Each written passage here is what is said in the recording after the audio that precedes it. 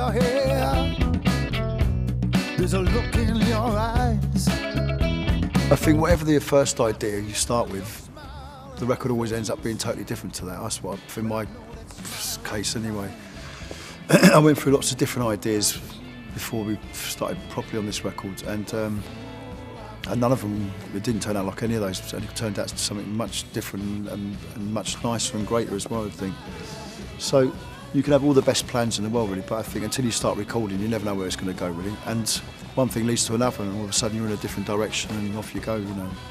It's definitely important to try and step outside of yourself and what you're used to and what people are used to hearing from you. Which, you know, I think that was definitely a conscious effort to do that on this record. And I think consequently we've gone to different places we haven't been before musically as well. We wanted to try and get the message across that this is a complete piece of work, and it's a proper album. You've got to listen to it, we would hope, from start to finish. That's the generation I come from, you know. I grew up on records for a start, not just little microchips, and so it's a different world now to what I was used to. I always believed, and I was always taught, that if you want anything in life, you've got to work towards it. And I think that ethos sort of still holds me. That's my roots, really. That's the kind of old school working class ethos, really. That anything you get in life, you work for. A lot of the kind of codes I'm talking about are have probably vanished, for a lot of people, for younger people. You could be famous for doing nothing these days.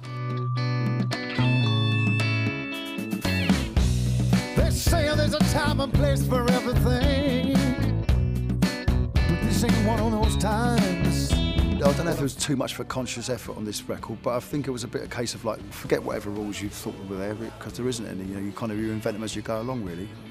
And I think that's an important lesson to learn at any age, but I think especially the older you get, because you know it's easy to get stuck in your ways and just think, well, you know, this is how you make a record, and this is how you go composing or whatever. But when it comes down to it, it isn't true. You invent these things as you go along, really.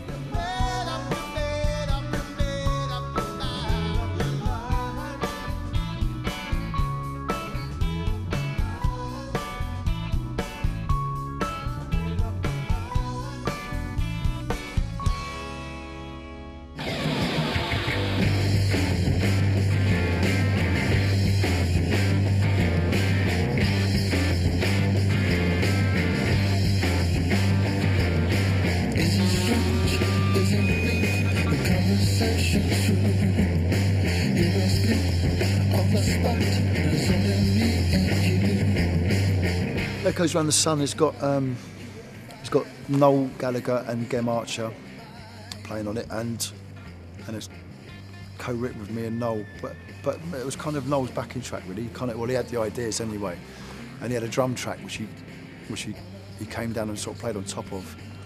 So it was kind of he had very kind of sort of definite ideas about how the track should sound anyway. And I just sort of jammed the tune on top and got the words together, and then we just kind of arranged it afterwards. I'm always happy to collaborate with anyone if they're any good.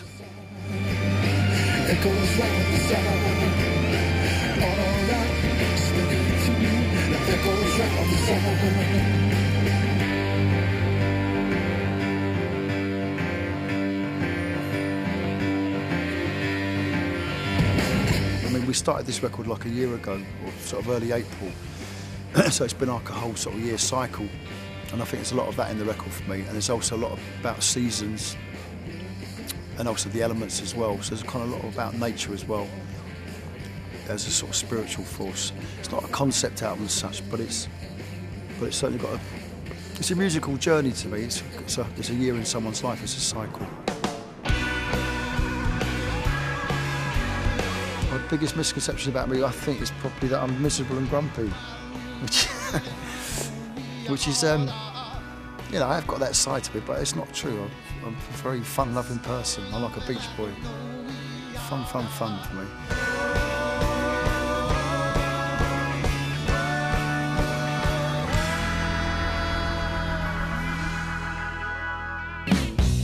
They say there's a time and place for everything.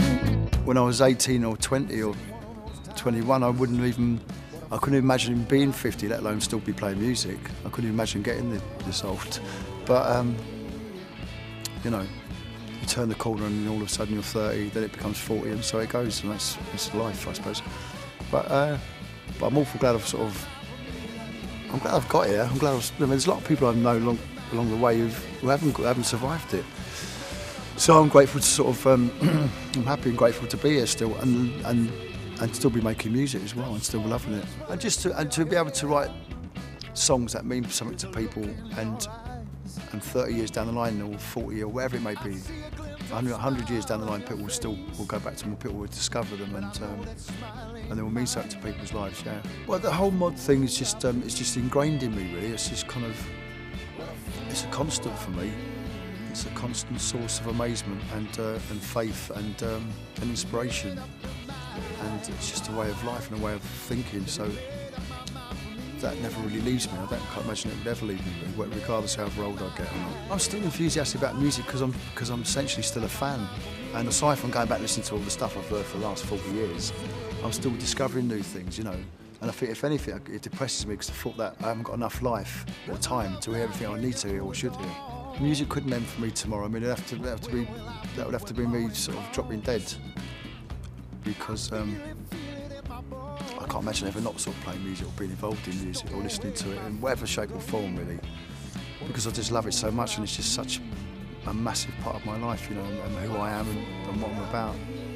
So it's kind of unthinkable, really.